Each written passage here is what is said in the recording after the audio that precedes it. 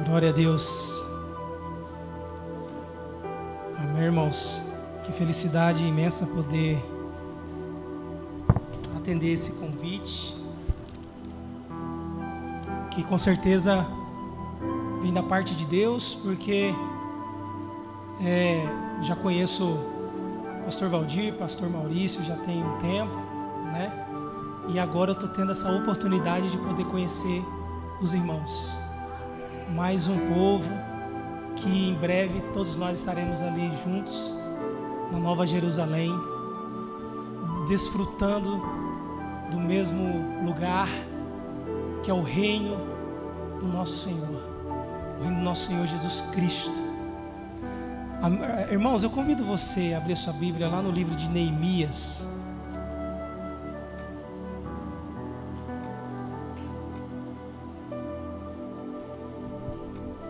Neemias,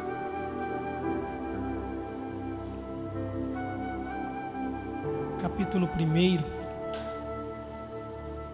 Aleluia, Deus.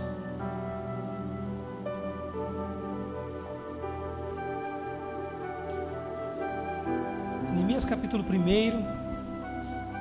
Nós vamos fazer uma leitura do versículo 4 em diante.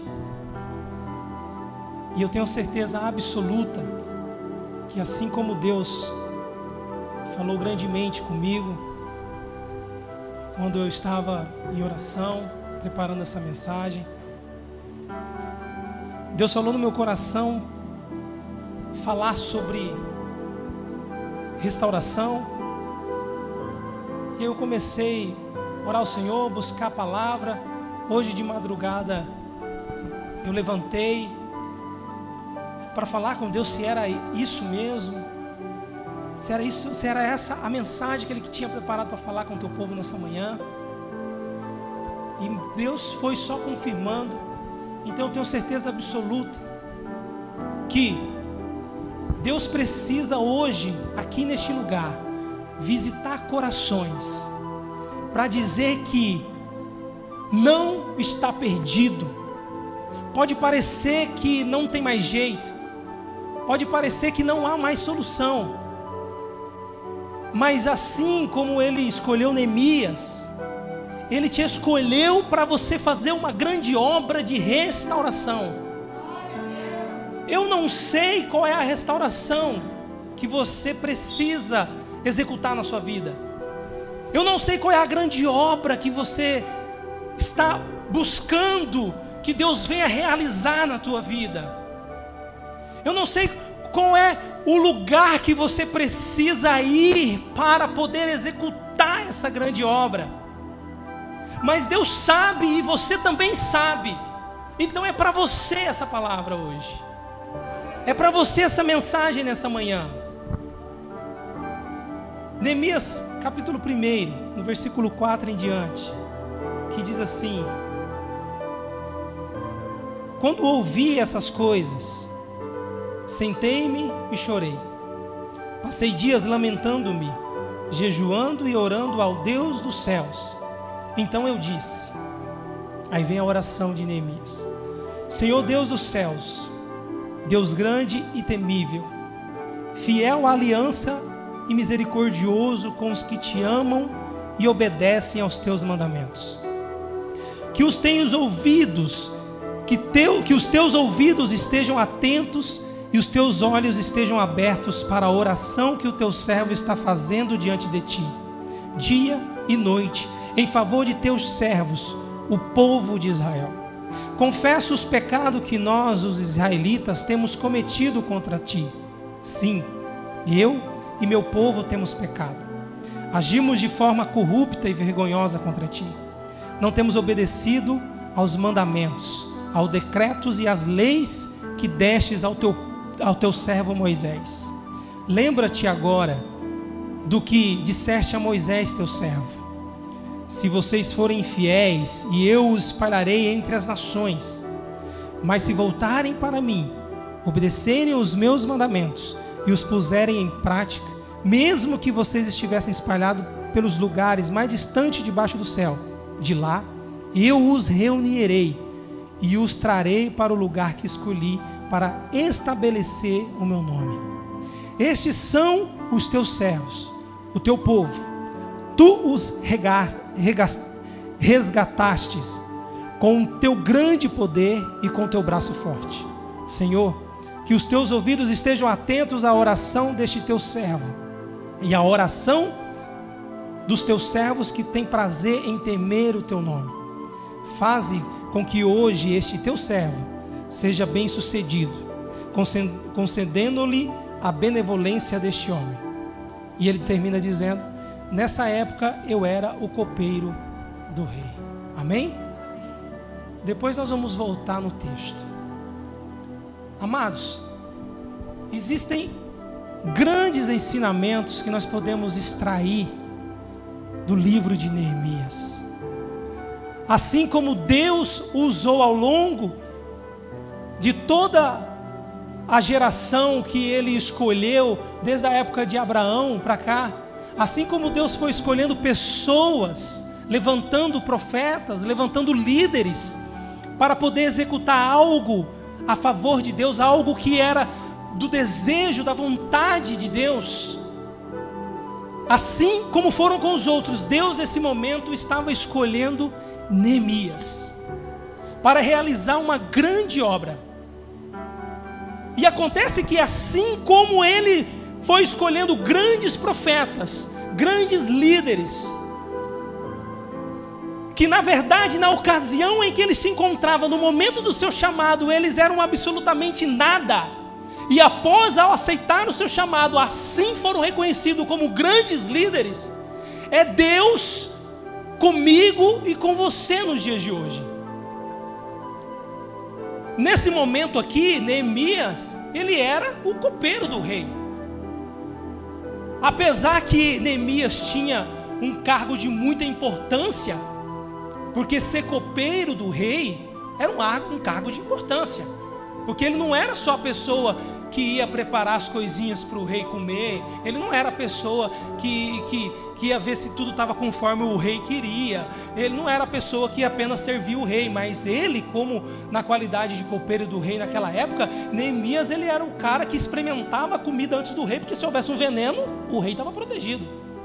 Ele tomava o vinho primeiro que o rei, porque se houvesse algum envenenamento, quem ia para o buque era o Neemias, não era o rei. Então, querendo ou não, Neemias vivia dentro do palácio desfrutando de vida de rei, porque tudo que o rei ia fazer, ele tinha que fazer primeiro.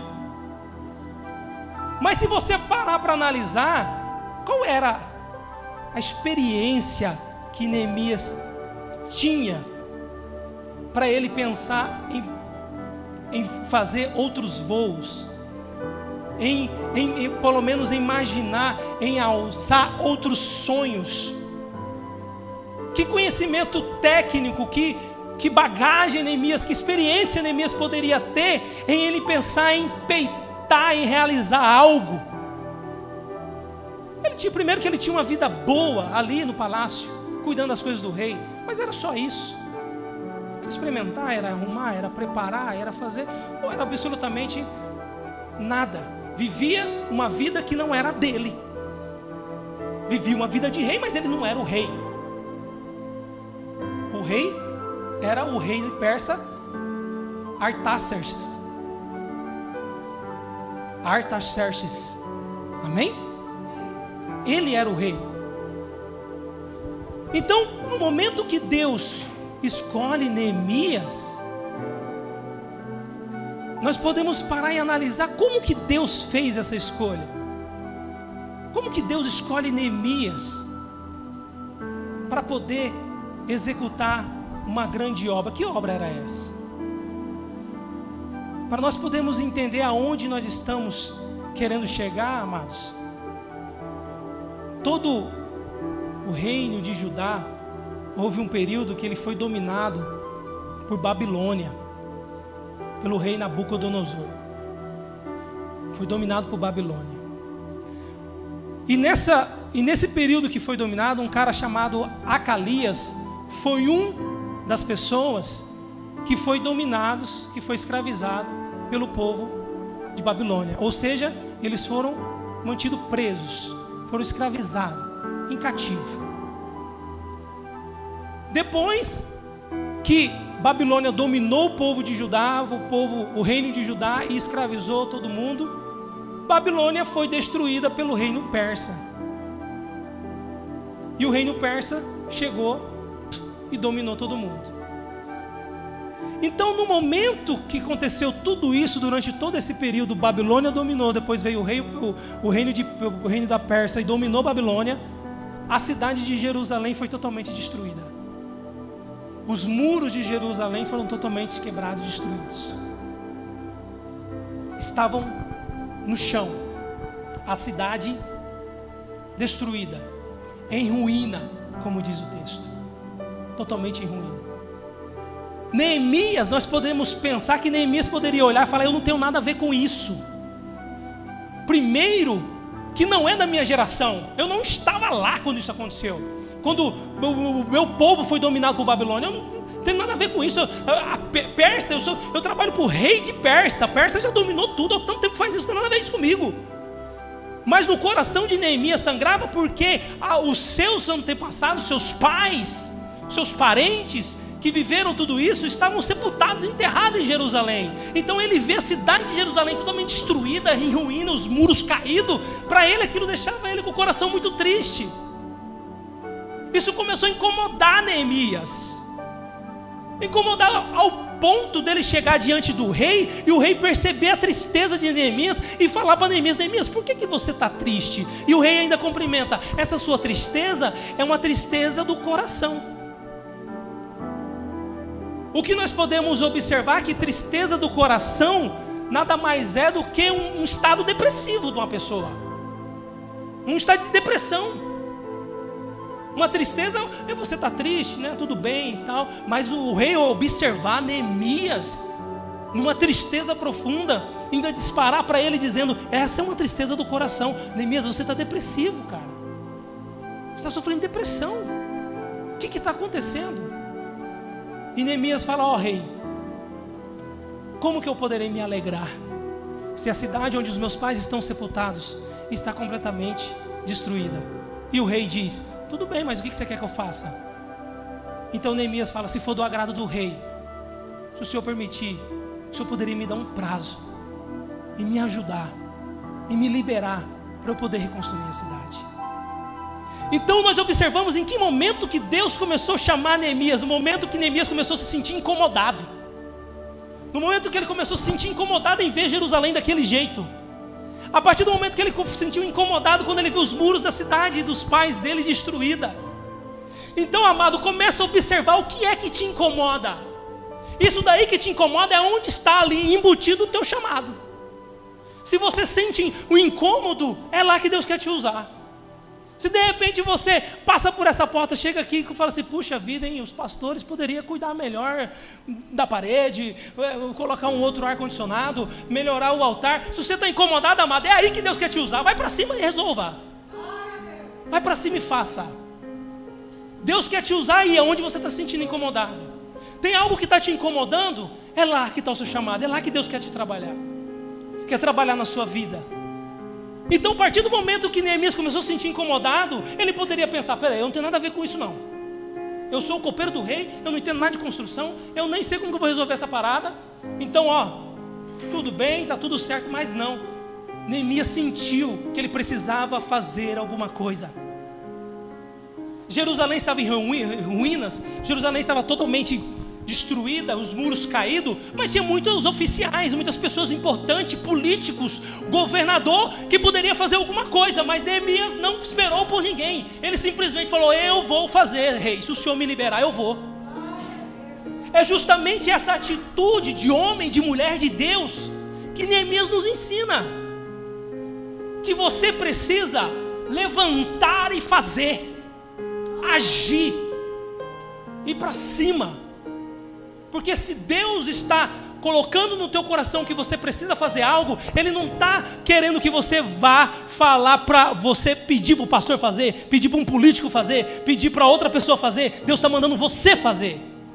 E não adianta colocar desculpa: mas eu não tenho experiência, eu não sei como é que é, eu não sei como é que faz. Neemias também não tinha nada disso. Neemias também não sabia como fazer. Ele simplesmente pediu para o rei: me libera. O senhor podia me dar umas cartas para eu levar o guardião da floresta para ele me liberar umas madeiras? O senhor podia me liberar uma carta para eu poder passar pelo rio Eufrates sem ser barrado? Neemias montou a sua estratégia. Neemias já bolou tudo como é que ele ia fazer. O rei percebeu e ele falou com o rei e o rei liberou. Então nós precisamos, amado, tomar a decisão de decidir: eu vou fazer mesmo se parecer que é impossível. Porque se Deus está pedindo para você fazer, é porque Ele sabe como Ele vai te usar, como Ele vai fazer. Porque muitas das vezes nós congelamos diante daquilo que nós não conseguimos enxergar. Porque se nós não conseguimos enxergar como está lá na frente, nós não conseguimos, onde nossos olhos não alcançam, é o desconhecido, e o desconhecido gera medo. Mas a palavra do Senhor em 1 João diz que o amor lança fora todo medo. E se eu creio naquele que me amou, eu não preciso ter medo para aquilo que Ele me chamou. Se Ele me chamou, é porque Ele sabe como Ele vai fazer. Mateus 19, 26 diz que para mim, para você, parece que é impossível, mas para Ele não é. Basta simplesmente decidir: eu aceito o teu chamado, eu vou fazer. Eu estou incomodado, eu vou lá trabalhar e restaurar. Agora eu te pergunto: qual é a Jerusalém da tua vida que está destruída? Qual é a Jerusalém da tua vida que está em ruínas? Qual é a Jerusalém da tua vida que você está olhando, está vendo que está tudo em pedaços? Você está olhando, vendo que está tudo destruído? Você está sentindo um incômodo? E você olha e fala assim: nossa, aqui precisa de uma restauração. Aqui precisa de uma restauração. Qual é a Jerusalém da sua vida que está destruída? É teu casamento? É o relacionamento com teu filho? É a tua saúde? É teu relacionamento com Deus, teu ministério? Não importa. Se você sair da zona de conforto, assim como Neemias fez, saiu do palácio e foi para o trabalho, haverá restauração na tua vida. Haverá restauração na tua casa. Não é fácil, não é fácil. É muito esforço, é muito trabalho, é muita luta, é muito foco, é muita fé. Mas se Deus te chamou para poder agir, restaurar algo na tua vida, é porque Ele sabe como, exatamente como Ele vai fazer. Neemias saiu do palácio, deixou a vida bacana que ele tinha, e ele partiu para poder reconstruir Jerusalém. Eu vou reconstruir essa cidade, a cidade dos meus pais. Deus tem falado comigo, Deus está me incomodando. Neemias foi, criou toda a estratégia, pegou as madeiras que precisava, a carta do rei deixava ele vir para lá e para cá pelo rio, trazendo. Quando Neemias chegou ali naquele lugar e começou a trabalhar, houve perseguições, houve pessoas dizendo para Neemias que ele não ia conseguir, houve pessoas fazendo zombaria, houve pessoas dizendo que, como por exemplo um cara chamado Sambalate, ficava lá, Neemias trabalhando no muro, tentando restaurar a cidade, e Sambalate com Tobias, Gesem e outras pessoas ficava dizendo: deixa eles, é só um pombo pousar em cima desse muro aí que esse muro cai de novo. Você, amado, você pode ter certeza que Deus te chamou para algo que o ser humano, o homem, não vai entender para que é. Porque talvez você quer trabalhar restaurando a tua casa, o teu casamento, a tua vida, e vai ter pessoas dizendo para você: ei, não adianta não, ei, deixa para lá, ei, esse seu marido aí, larga desse traste, não vale nada, ou essa mulher aí não presta, o teu filho já era, já foi. Pessoas vão zombar de ti, pessoas vão conspirar contra você, assim como foi Neemias durante todo o trabalho, toda a construção. Porém a palavra do Senhor diz que Neemias ele trabalhava, Neemias e aqueles que se ajuntaram a Neemias para poder trabalhar na reconstrução, que Neemias trabalhava com a mão sentando o tijolo, fazendo a obra, e com a outra a espada na mão. Com a espada na mão. Estava fazendo a obra de um lado e com a espada no outro. Preparado. Você está com a sua espada aí? Qual que é a sua espada? A palavra de Deus. Não adianta, amado, partir para uma obra, para uma missão que Deus te deu. Partir para restaurar algo, se você não tiver com a sua espada na mão. É a palavra de Deus que cura, liberta, transforma e traz renovo, e traz restauração, e traz avivamento. Quando Neemias chega para construir Jerusalém, para reconstruir, para restaurar a cidade, a primeira coisa que ele faz é remover todo o entulho e lixo que está ali. Então Neemias começa a trabalhar junto com outros homens e vai removendo toda a sujeira, removendo todo o entulho, removendo tudo que não ia servir para aquela obra.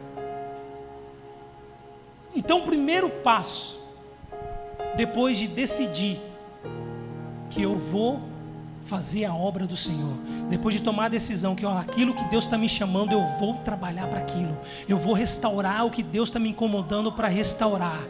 Depois disso é começar a remover da tua vida todo o lixo, tudo aquilo que não vai servir para você nessa restauração, tudo aquilo que não serve para você nesse trabalho. Tudo começa, amado, a partir do momento que você reconhece que há um Deus na tua vida, que há um Deus sobre você, que há um Deus sobre tua casa, e que Ele tem algo para você. Reconhecer a qualidade de filho, reconhecer a posição de filho, reconhecer que você é filho, que você é filha de Deus, é primordial. Porque isso nos dá a garantia que há um Deus que é Pai olhando para mim e para você. E a partir do momento que eu olho e falo, eu sou filho de Deus, eu tenho um Pai olhando para mim. E assim como todo pai, Ele quer o meu melhor. Ele quer que eu alcance o melhor dessa terra. Eu tenho um Deus olhando para mim que é o meu Pai. A partir do momento que eu reconheço isso, eu reconheço a minha qualidade de filho. Se eu reconheço a minha qualidade de filho, eu sei exatamente que eu posso executar qualquer coisa que Deus colocar no meu coração. Eu posso executar qualquer obra que Deus colocar no meu coração. Por diversas vezes você tem lá dentro de você um sonho de menino, um sonho de menina, algo que muitas pessoas disseram para você que é impossível, que é difícil, ou talvez ninguém nunca disse para você, mas você acredita que é difícil, que é impossível. A primeira coisa que nós precisamos entender é que nós somos filhos de Deus, e para Deus todas as coisas são possíveis. Todas as coisas são possíveis. Não importa o que há dentro de você ardendo e te chamando para executar. Não importa o chamado que há dentro de você, o propósito que você sabe pelo qual você nasceu, mas você não consegue executar, talvez por medo, talvez de palavras malditas que foram através da sua vida e te paralisaram. Mas se eu reconheço que eu tenho a qualidade de filho, se você reconhece que você tem a qualidade de filha, todas as coisas são possíveis diante do Senhor. Não importa, amado, o mundo, ele sempre vai tentar te paralisar, sempre vai tentar te barrar, sempre vão tentar te colocar para baixo, sempre vão tentar fazer com que, olha, aquilo que sempre você quis praticar, que você quis executar, a obra que você quis fazer, nunca chegou a concretizar na sua vida, porque esse Deus que você diz que crê não é com você. Muitas pessoas vão te dizer isso, mas não é. É só uma questão de reconhecimento que sim, eu posso. Porque o Deus que eu creio, Ele é o Deus do impossível. E se Ele me chamou para executar algo, se Ele me chamou para executar uma obra, é porque Ele sabe que eu sou capaz. Neemias não tinha conhecimento nenhum de construção, conhecimento nenhum daquilo que ele ia fazer. Mas ele apenas creu. Ele apenas acreditou. Quando Deus levantou Abraão, Abraão apenas creu. Quando Deus levantou Moisés, Moisés apenas creu. Quando Deus levantou Josué, apenas creu. Apenas creu naquilo que Deus estava falando para eles. Porque se ele fosse ouvir outros, olha, não, você não serve para ser líder. Se ele fosse ouvir outros, não, esse Deus que você está dizendo, esse Deus que não tem rosto, que não tem nada, esse Deus não existe. Se ele fosse ouvir outros, que isso, o faraó nunca vai libertar esse povo. Se ele fosse ouvir pessoas, se ele fosse ouvir coisas do mundo, e guarde algo no teu coração, a maior derrota de um soldado é dar ouvido ao inimigo. Se ele der ouvido ao inimigo, ele por si só está destinado a cair. Está destinado a ser um fracassado, a ser um derrotado. Mas ele precisa apenas ouvir aquele que é o general do exército ao qual eu faço parte, que você faz parte. E ele está dizendo: ei, prossiga. Ei, é você que eu quero. Ei, é você que é para fazer. Ei, é você que eu estou chamando. E você bater no peito e dizer: Senhor, eis-me aqui. Eu sou teu filho, eu sou tua filha, eu aceito o teu chamado. Pode contar comigo, Senhor. Neemias é um pingo de conhecimento, partiu para Jerusalém, enfrentou todos os tipos de oposição, conquistou alguns para trabalhar na obra, foi executando a obra e chegou até o final. Reconstruiu Jerusalém e anos depois foi eleito governador da cidade de Jerusalém, através de um chamado que Deus colocou dentro do coração dele, um incômodo que Deus colocou dentro do coração dele. Isso que arde dentro de você, isso que chama aí dentro de você, esse é o teu propósito de vida. Isso daí é o que Deus colocou no teu coração desde antes de você nascer, desde o ventre da tua mãe. Naquele momento que Ele te escolheu, Ele colocou uma missão dentro do teu coração, colocou uma missão no seu íntimo. E a partir do momento que você veio a este mundo, que você nasceu, tudo à tua volta, pessoas, o inimigo, o diabo, o inferno inteiro, quer impedir você de realizar o propósito que Deus colocou na tua vida. E existem pessoas que atravessam uma vida inteirinha, 20, 30 anos, sem executar, sem viver o propósito de vida delas. E essas são aquelas pessoas que vivem exatamente com a sensação de que sempre está faltando alguma coisa na vida dela. Aquela pessoa que ela vive de acordo com o propósito dela, a pessoa que vive de acordo pelo qual aquilo que Deus chamou para ela fazer, ela sente algo sobrenatural quando ela está executando aquilo. Ela não consegue, às vezes, nem lembrar, nem pensar e nem ver que as horas passaram, que as horas correram, porque aquilo que ela executa, que é o propósito de vida dela, que é aquilo que Deus chamou ela para fazer, é tão gostoso e prazeroso que ela nem percebe. Jesus estava caminhando com os discípulos perto da região de Samaria, da cidade de Samaria. E aí eles pararam e o texto diz que eles estavam com fome. Com fome. E aí Jesus disse para os discípulos bem assim: olha, vão buscar alimentos, que eu vou ficar aqui. E aí quando os discípulos saem para poder procurar alimento, durante esse período que os discípulos ficaram fora, Jesus vai na beira do poço e encontra a mulher samaritana. E aí acontece todo o diálogo, toda a conversa que Jesus tem com a mulher samaritana, que todos nós já conhecemos. Ela fala do lugar de oração, que é em Jerusalém, que é no monte.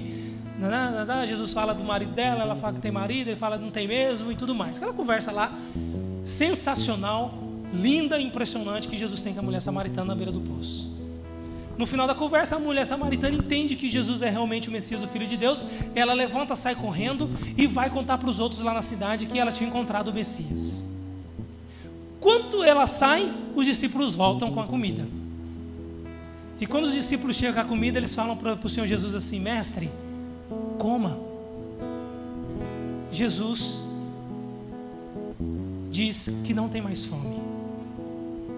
E o texto diz que eles começaram a falar entre eles, provavelmente cochichando, né?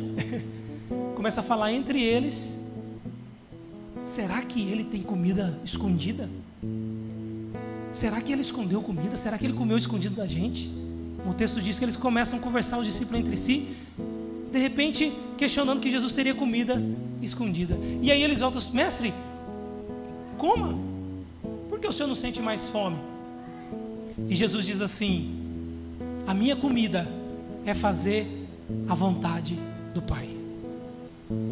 Quando você está alinhado ao teu propósito, quando você está alinhado com aquilo pelo qual Deus te chamou para fazer, você esquece até de comer. No momento que você está executando aquilo, você não sente nem fome, de tão prazeroso, e tanto que aquilo te alimenta, e tanto que aquilo te sacia. Isso é viver no propósito. Isso é viver de acordo com o chamado do Senhor. Viver no propósito, eu costumo dizer que é como brincar com o filho à noite. O que é isso? Você trabalhou o dia inteiro, você chegou em casa cansado, e tudo que você quer é tomar um banho, jantar e ficar descansando. Mas aí no momento que você chega em casa, o teu filho vem correndo e quer brincar com você. Ele quer mais energia. Ele quer que você esteja ali com ele. Quer que você... O que você faz? Você empurra teu filho para lá: sai para lá, moleque, eu tô cansado. Ou você acaba arrancando um pouco mais de energia para brincar com o teu filho, para abraçar o teu filho, para estar ali com ele, para se dedicar um pouco para ele. E eu arrisco a dizer para você que depois disso você está recarregado de novo. É porque você fez algo que te alimenta, algo que te sacia. E é isso que é fazer a vontade do Pai. Isso que é fazer a vontade de Deus. E a partir do momento que você está ali no centro da vontade de Deus, não há nada mais que te alimenta mais do que Ele, do que a palavra dEle. Porque é assim que a palavra do Senhor faz. Ela nos alimenta, mas é um alimento não para o corpo, mas um alimento para a alma. E assim como todo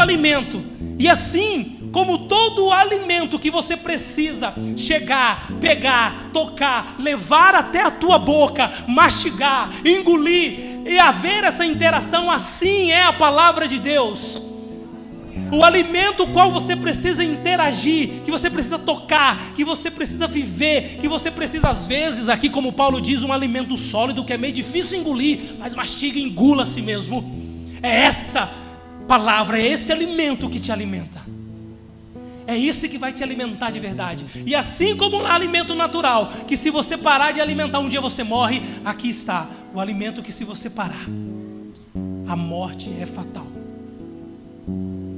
Em nome do Senhor Jesus Cristo, o que eu vim aqui falar para você nessa manhã é que busque viver no centro da vontade de Deus. Aquilo que te incomoda é o chamado do Senhor para a tua vida. Viver no propósito do Senhor é a melhor forma de vida que você pode alcançar. Viver o chamado de Deus é a melhor forma de viver que você pode alcançar. Viver no centro da vontade do Senhor é a melhor forma de vida que você irá alcançar. Muitos atravessam uma vida sem conseguir alcançar isso. Chega lá, quase no seu final de vida, e acaba tirando sua própria vida, pois nunca encontrou prazer nela. O prazer da tua vida está em viver o propósito do Senhor, viver o chamado do Senhor. Qual é a Jerusalém que você precisa reconstruir? Qual é a Jerusalém que você precisa restaurar? É essa Jerusalém que você está enxergando agora na tua mente. É ela que o Senhor chamou você. Não é mais ninguém, é você, para poder executar essa grande obra na tua vida, em nome do Senhor Jesus. Amém? Convido você a se colocar de pé. Vamos orar ao Senhor, em nome do Senhor Jesus.